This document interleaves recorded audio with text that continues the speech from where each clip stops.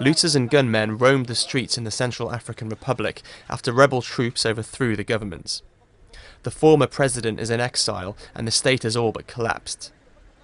The landlocked country lies in the centre of Africa, and the coup comes as Somalia, Mali and Nigeria all face threats from rebel movements.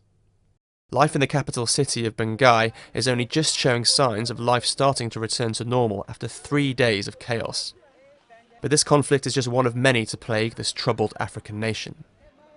The Central African Republic is a kind of time warp. It isn't compatible with many other places in Africa today, which are almost experiencing double-digit growth rates. A lot of frontier hedge funds want to invest in those countries. Central African Republic is only really a state in name, and it's extremely fragile. There's no tradition of good governance there. There's not a lot of economic activity even going on. It's not really in the front line of anybody's attention. It's the most marginal of the marginal. And not too many people really care about the Central African Republic. That provides space for rebel groups, for example, to kind of pursue their demands.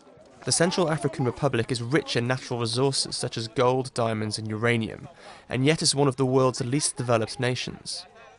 And the international community's response to the coup that has taken place here has been muted. There really hasn't been much of a response. France has already ruled out any intervention, and other than that, there doesn't seem a great amount of interest to do anything, really.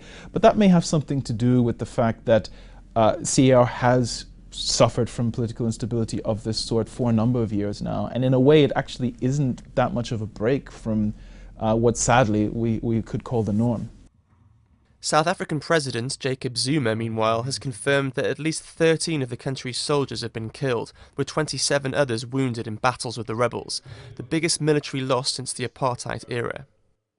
The move comes as a blow to South Africa, which had hoped to prevent the rebel troops taking the capital and to assert its influence in the region.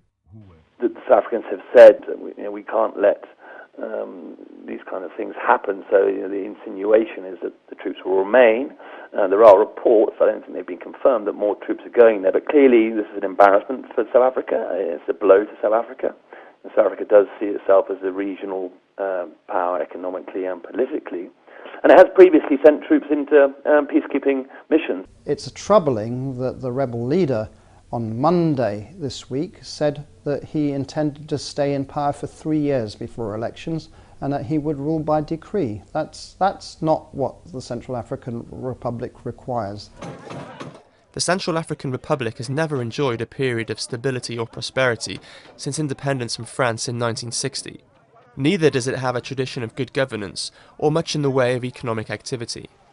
And with rebel forces insisting the democratic elections are at least 3 years away, its future doesn't look much brighter. Daniel Garrahan, Financial Times.